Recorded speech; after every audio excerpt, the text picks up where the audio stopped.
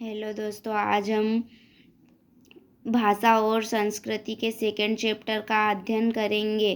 तो आइए शुरू करते हैं। ये किसने लिखा? प्रेमचंद जी ने। ये एक कहानी है और इसका नाम है शतरंज के खिलाड़ी। आइए शुरू करते हैं। प्रेमचंद जी का जन्म कहाँ हुआ था? काशी में। प्रेमचंद जी के पिता क्या कार्य करते थे? Post master. प्रेमचंद जी के बचपन कैसे गुजरा? संघर्ष से गुजरा। सौतेली माता के साथ उनके कैसे संबंध थे? तो कटु थे। प्रेमचंद जी ने पुस्तक पढ़ने के अपने इस शौक को पूरा करने के लिए क्या किया? व्यापारी के यहाँ नौकरी की। घर की तंगी को दूर करने के लिए प्रेमचंद जी ने 5 रुपये मासिक वेतन पर किसके यहाँ नौकरी की? तो ये वकील के यहाँ नौकरी की। प्रेमचंद जी को एक मिशनरी विद्यालय में किस पद पर नियुक्त किया गया? प्राचार्य के पद पर। प्रेमचंद जी का देहांत कब हुआ? तो 8 अक्टूबर 1936 को।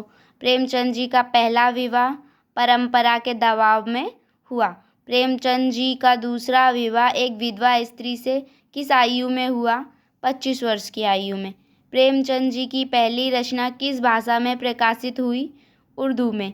प्रेमचंद जी में किस उपनाम से लिखते थे? नवाब राय।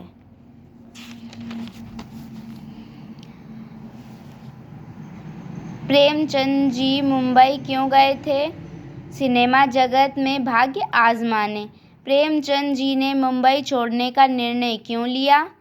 आर्थिक हानि होने के कारण। प्रेमचंद जी का मूल नाम क्या है?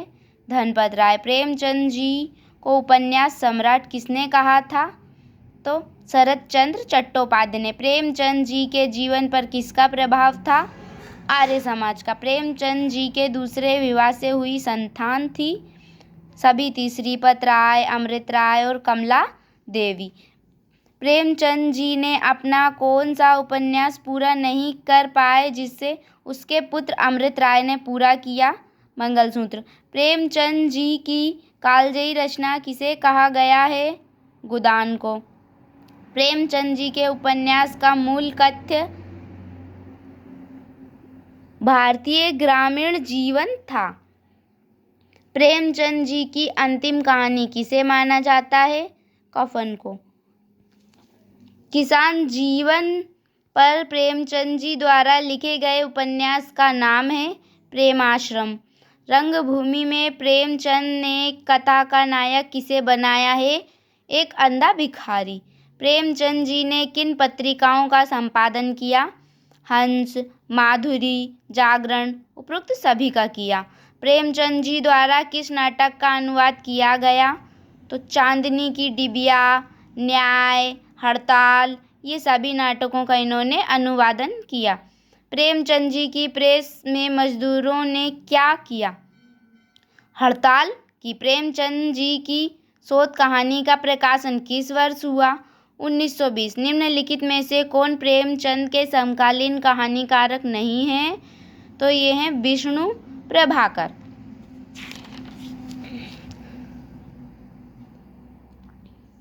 सप्तसरोज किस लेखक का कहानी संग्रह है? प्रेमचंद जी का। प्रेमचंद जी की पत्नी शिवरानी देवी ने उनकी जीवनी किस नाम से लिखी है? प्रेमचंद घर में। वाजिद अली शाह के समय लखनऊ की जनता विलासिता में डूबी थी। मीर और मिर्जा कौन सा खेल खेलते थे? ये शतरंज खेलते थे। शतरंज के खिलाड़ी की लेखक कौन है? प्रेमचंद। मीर और मिर्जा कब शतरंज खेलते थे? कोई निश्चित समय नहीं था, मतलब कि वो हर वक्त खेलते ही रहते थे। मिर्जा के नौकर चाकर शतरंज को कैसा खेल मानते थे? मनहूस। मिर्जा की बेगम ने मिर्जा को क्यों बुलाया? हकीम के यहाँ से दवा लाने। बेगम ने बाहर से शतरंज उठाकर लाने के लिए किसे कहा? हिरिया, जो उनकी नौकरानी थी, उनको। हिरिया को किसने रोका? मिर्जा ने। मेरी स्त्री अत्यंत विनयशील और गंभीर है, यह भ्रम किसे था? तो मीर साहब को। मीर साहब दिन भर घर में रहने लगे तो किसे कष्ट होने लगा? मीर साहब की बेगम को। मीर साहब के नौकर दिन भर क्या करते थे? मक्खियाँ मारते थे। अंग्रेजी कंपनी का कर्ज दिन ब दिन बढ़ रहा था। घुड़सवार किसका नाम पूछता हुआ आया था? तो ये वाजिद अली शाह।